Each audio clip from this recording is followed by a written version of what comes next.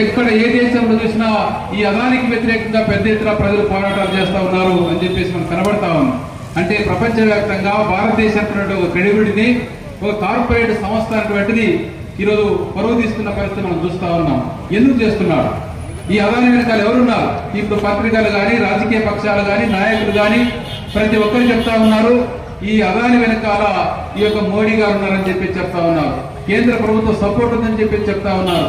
కేంద్ర ప్రభుత్వం యొక్క సపోర్ట్ తోనే ఆస్ట్రేలియా నుంచి అమెరికా వరకు వ్యాపారాలు చేస్తూ అక్రమాలకు పాల్పడుతూ వేల లక్షల కోట్లు దోపిడీ చేస్తున్నారని చెప్పేసి రోజు బయటపడుతున్న పరిస్థితి మనం అందరం చూస్తా ఉన్నాం. అంటే బీజేపీ సంస్థ, బీజేపీ పార్టీ, బీజేపీ ప్రభుత్వం ఎవరి కోసం పనిచేస్తా ఉంది? అంబానీ కోసం పనిచేస్తుంది, అదాని కోసం పనిచేస్తుంది, బిర్లాల కోసం పనిచేస్తున్నాడు, టాటాల కోసం పనిచేస్తున్నాడు, కార్పొరేట్ సంస్థల కోసం పనిచేస్తా ఉన్నాడు. కాబట్టి ఈరోజు ప్రభుత్వ యొక్క ధనాన్ని దోచిపెడుతున్న పరిస్థితి మనం చూడాలి.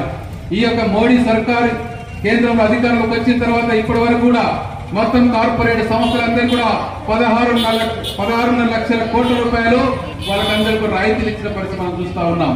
కొన్ని లక్షల కోట్ల రూపాయలు బ్యాంకులో రుణాలు మాఫీ చేసిన పరిస్థితి మనం చూస్తా ఉన్నాం. ఇన్కమ్ ట్యాక్స్ తక్కువ చేసిన పరిస్థితి మనం చూస్తా ఉన్నాం. అట్లా చూసుకుంటే సుమారుగా ఒక్క మోడీ కాలంలోనే ఈ దేశంలోని కార్పొరేట్ సంస్థలకు 25 లక్షల కోట్ల రూపాయలు ఆ రకంగా మాఫీ చేసిన పరిస్థితి, లాభం కలిగించిన పరిస్థితి మనం తెలుసుకోవాలి. 25 లక్షల కోట్ల రూపాయలు అంటే భారతదేశంలోని బడ్జెట్ లో సగం డబ్బులు వేళ్ల మీద లెక్క పెట్టేటువంటి వ్యక్తులకు ఈరోజు మోడీ సర్కార్ లాభం కలిగించింది. మరి 150 కోట్ల మందికి ఏం చేశారు? 150 కోట్ల మంది కరోనా కాలంలో అష్ట కష్టాలు పడ్డారు. తిండికి లేకుండా అనేక రకాల ఇబ్బందులు పడ్డ పరిస్థితి మనం చూస్తా ఉన్నాం. మొత్తం లాక్డౌన్ కాలంలో ప్రజలకు ఉపాధి లేని పరిస్థితి మనం చూస్తా ఉన్నాం. ఆకలి చావులు గురైన పరిస్థితి మనం చూస్తా ఉన్నాం. అటువంటి టైంలో ఈ దేశంలోని కమ్యూనిస్టు పార్టీలు, సిపిఎం పార్టీ ప్రజలందరూ ఒకటే కోరారు, అయ్యా భారతదేశం దగ్గర డబ్బులున్నాయి, భారతదేశం యొక్క గోడలలో లక్షల కోట్ల టన్నుల యొక్క బియ్యం మూలగలు మునిగిపోతా ఉన్నాయి. కాబట్టి ప్రతి ఒక్క ఇంటికి, ప్రతి వ్యక్తికి 10 కిలోల బియ్యం ఇవ్వండి ఫ్రీగా అని చెప్పేసి అడిగారు. అలాగే ప్రతి కుటుంబానికి ఒక 7,000 రూపాయలు అని చెప్పేసి అడిగారు. అలాగే రైతులకు రుణమాఫీ చేయమని చెప్పి అడిగారు. నిరుద్యోగుల కింద జీవన వృద్ధి చేయమని చెప్పేసి అడిగారు. ఇట్లాంటి డిమాండ్ అన్ని కూడా కరోనా కాలంలో పెడతా ఉంటే నరేంద్ర మోడీ సర్కార్ తిరస్కరించింది.